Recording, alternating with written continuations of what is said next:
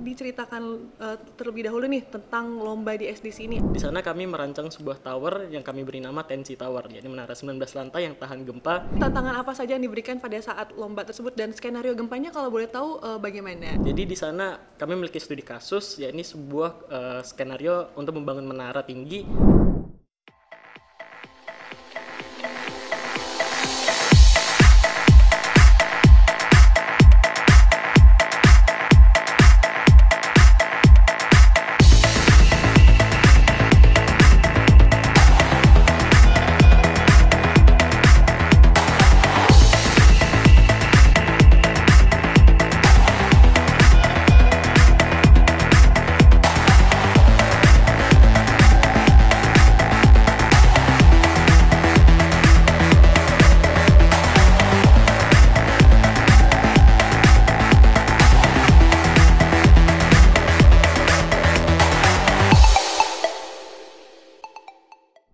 Halo Sobat Tangguh, disiarkan dari J-Expo Kemayoran, Jakarta. Selamat datang di podcast BNPB edisi khusus ADEXCO atau Asia Disaster Management and Civil Protection Expo and Conference pada tahun 2025.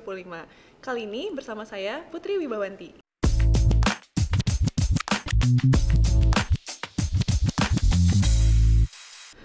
Sebagai negara dengan lebih 400 sesar aktif dan berada di lingkar cincin Asia Pasifik, Indonesia menjadi lokasi lebih dari 90% gempa bumi.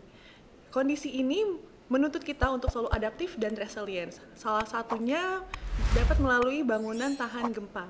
Pertanyaannya, bagaimana bangunan tinggi yang bisa dirancang aman, tahan gempa tanpa mengabaikan nilai estetika? Menariknya, salah satu generasi muda, lebih tepatnya Gen Z, di Indonesia ini baru-baru ini meraih penghargaan Most Improved Team dalam ajang 22nd Annual Undergraduate Seismic Design Competition yang digelarkan oleh Earthquake Engineering Research Institute di University of California, Amerika Serikat. Saat ini sudah hadir bersama kami Kak Juan Valensi Ridwan. Halo. Selaku tim kapten dari UI di tahun 2025. Selamat siang Kak, apa kabar? Selamat siang, baik. Sangat senang menghadiri acara ini.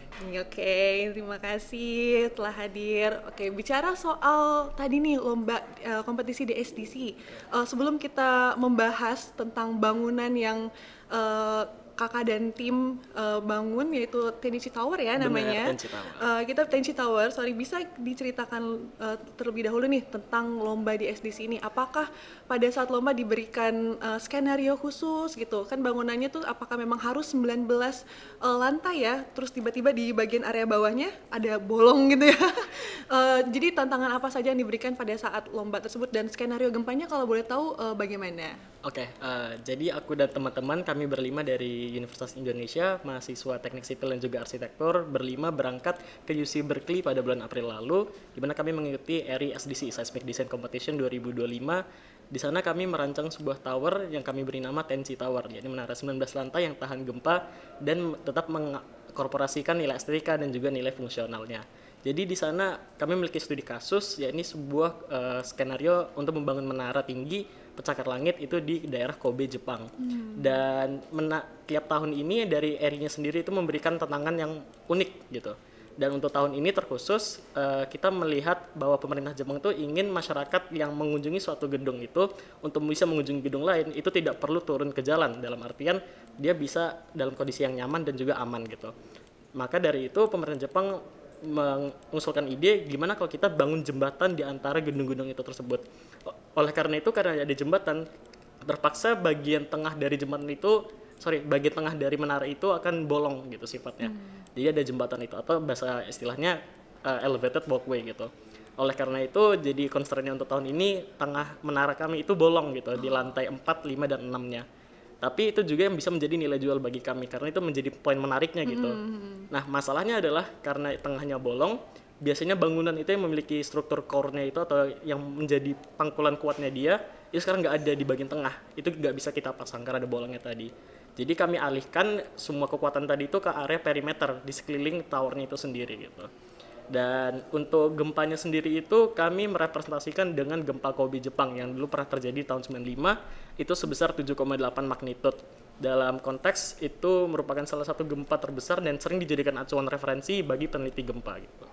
Wow, berarti memang udah skenario-nya juga bahwa fungsi bangunannya itu harus bangunan yang apa namanya udah dikhususkan untuk Tahan gempa. tahan gempa, dan juga fungsi bangunannya pun juga udah masuk dari skenario dari mereka juga, dari soal Benar, juga. iya. Jadi dari mereka sendiri udah ngasih harus berapa lantai, luasnya berapa, kemudian difungsikan untuk apa gitu. Sedetail itu ya. Sedetail itu. Semua aspek, bahkan dari sustainability, dari penggunaan material itu juga harus dipikirkan dari program bangunannya sendiri gitu. Sampai nilai ekonominya juga dihitung. Nilai ekonomi juga harus dihitung. Wow. Karena namanya kita mendesain menara, kalau nggak ada yang mau membeli menara tersebut, owner nggak ada yang mau gitu. Jadi untuk apa dibikin gitu, jadi nggak bisa dipakai. Gak sekedar bangunan yang penting nggak roboh pada saat Bener. magnitudenya 7 tadi ya Iya. gitu. Terus juga nih, kan biasanya antara sipil sama arsitek nih suka ribut nih ya. Arsitek punya idealisme tertentu, pengennya tuh yang estetik gitu, sedangkan sipil tuh kayak, wah ini belum tentu bisa nih dibangun gitu kan.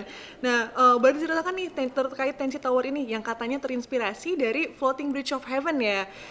Bisa dijelaskan juga, dan bagaimana sih kok bisa akhirnya bertemu nih antara estetika dan juga fungsi teknis. Oke, jadi memang status quo yang sering beredar itu kita antara teknik sipil dan juga arsitek itu kelahi. Kenapa? Karena arsitek pengen desainnya begini, tapi kami dari teknik sipil menilai itu nggak bisa gitu.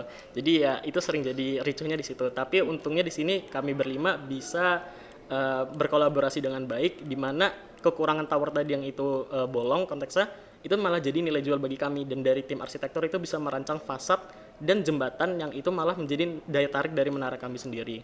Kenapa kami kasih namanya itu Tenchi? Jadi berhubung lagi dengan konteks jembatan tadi, kami terinspirasi dari budaya Jepang langsung. Itu ada namanya Floating Bridge of Heaven, di mana dulu pada dewa-dewa itu membangun bumi menggunakan jembatan yang menghubungkan antara surga dan bumi. Nah, bahasa Jepangnya itu adalah surga itu Tenchi, dan bahasa Jepangnya itu Tengoku, kemudian bahasa Jepangnya untuk bumi itu Chikyu gitu. Jadi akhirnya kami gabungkan Tengoku dan Chikyu menjadi Tenchi Tower gitu. Wow, keren sih. Akhirnya bisa ini ya. Bisa akhirnya akur. Bisa akur. Ya. Ngeblend antara sipil dan juga arsitektur. Terus juga nih, pengen tahu juga nih kunci dari bangunan itu waktu pas diuji ternyata nggak roboh kan ya? Iya, Itu tuh benar. ada di mana gitu? Terus mungkin bisa diceritakan lebih detail lagi, karena aku sempat dengar seismic damper yang berbasis fluida viskos, yang mungkin juga bisa jadi salah satu fungsi pentingnya biar dia, salah satu kuncinya lah ya biar dia nggak roboh. Itu bagaimana mekanismenya merendam energi gempanya? Oke, jadi di tim kami juga ada yang bagian struktur. Itu sebelum kami ngebikin maket untuk diuji goyangnya itu, kami juga model maket ini itu di software. Kami menggunakan ETAPS dan kami simulasikan dengan gempa yang ada tersebut gitu.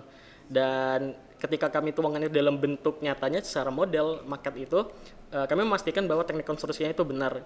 Semua bagian itu kelem, semua bagian itu lurus. Kita meminimalisir ada yang terjadi itu puntir atau geser atau ya patah crackingnya itu ataupun defleksi gitu. Itu yang kita cegah gitu. Dan untuk mendukung adanya tadi mosi gempa itu, kita memasang teknologi itu seismic damper. Nah, di dunia teknik sipil ini udah banyak banget jenis-jenis seismic damper. Ada twin mesh damper, kemudian yang kami pakai itu, yang kami usulkan adalah untuk menggunakan viscoelastic damper gitu. Kenapa menggunakan itu? Karena dalam aspek lomba ini kita juga meninjau untuk supaya strukturnya nggak terlalu berat gitu. Kalau misalnya mungkin kita pakai TMD, twin mesh damper, itu di bagian atas ada bola besar, itu menjadi berat. Kalau jadi berat, menara jadi mahal, ongkosnya gede gitu. Itu yang kita hindari.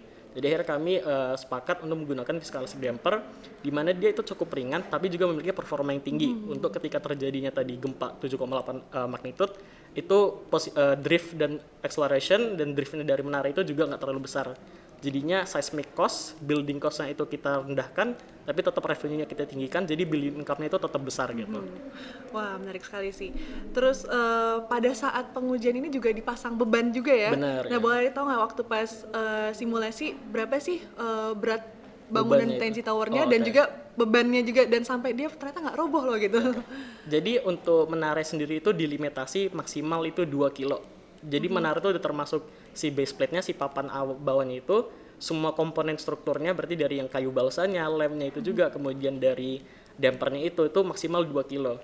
Namun dipasang lagi beban tambahan itu dia sebagai istilahnya superimposed dead load atau SIDL gitu. Beban matinya itu total 20 kilo. Jadi dipasang ada 8 rod besi yang ada beban di masing-masing ujungnya, itu di sekian berapa lantai itu dipasang gitu. Dan jadi total yang di uji goyang itu dia 22 kilo di meja goyang gitu. itu diuji goyang selama kurang lebih 1,2 menit. Jadi mengikuti gempa beneran yang terjadi gitu. Benar sesuai skenario aslinya Sesuai skenario asli di Jepang gitu. ya.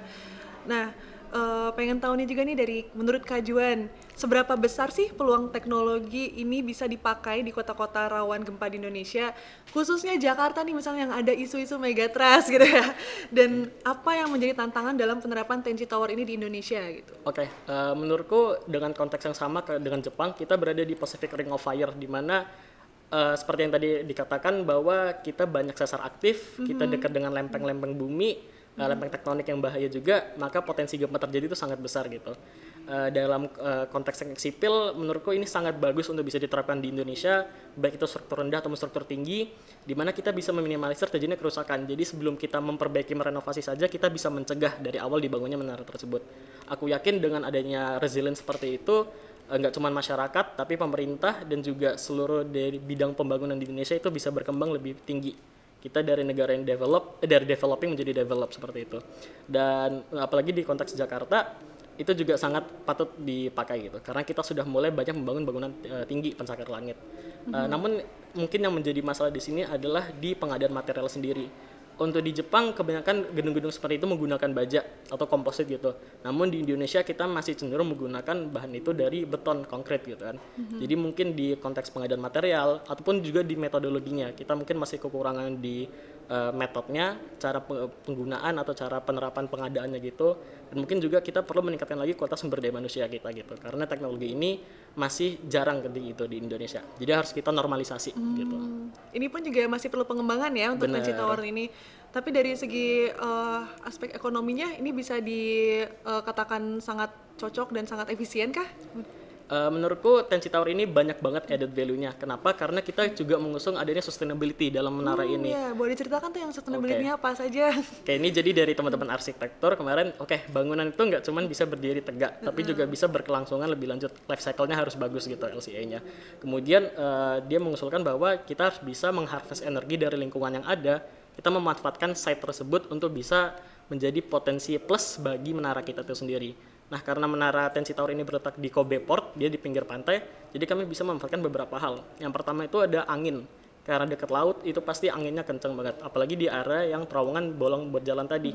Itu ada efek Venturi, di situ kita bisa manfaatkan, kita membuat bilah-bilah angin, nanti mengharvest jadi energi kinetik menjadi energi listrik gitu. Kemudian kita juga bisa manfaatin di semua jendelanya itu ada perovskite solar cell. Jadi seperti solar cell biasa, tapi sekarang itu dia sifatnya kayak jendela. Jadi kita bisa nembus ngeliatnya gitu. Kemudian kita juga manfaatkan si heat pump, di mana panas dari laut yang ada itu kita pompa untuk dijadikan energi listrik gitu. Jadi menurutku dalam rentang tower ini tuh added value-nya banyak supaya interest dari owner-owner itu juga bisa tercapai gitu. Agak eco-friendly juga nih bangunannya. Benar, ya. Keren banget sih bisa efisien seperti itu ya. Baik, terima kasih Kak Juan atas sharing-sharing pengalaman dari perlombaan di University of California. Ya sahabat Tangguh, jadi ternyata bangunan Tenji Tower ini dia tidak hanya sekedar bisa terbangun kokoh, tahan gempa saja, tapi juga sudah memikirkan bangunan itu harus sustainable, eco-friendly, terus dari fungsi bangunannya pun juga, dan yang lebih uniknya dari nilai estetika pun juga ada gitu. Yang mana kan kalau misalnya bangunan antara arsitek, antara teknik sipil itu tuh kadang suka susah match gitu ya. Kadang susah match gitu. Kita perbaiki ya di sini. Iya, baik. Mungkin demikian perbincangan seru kita di podcast Adexco 2025 episode kali ini. Saksikan podcast-podcast seru terkait Adexco tahun 2025 lainnya di channel BNPB TV. Sampai jumpa di episode podcast selanjutnya. Salam Tangguh.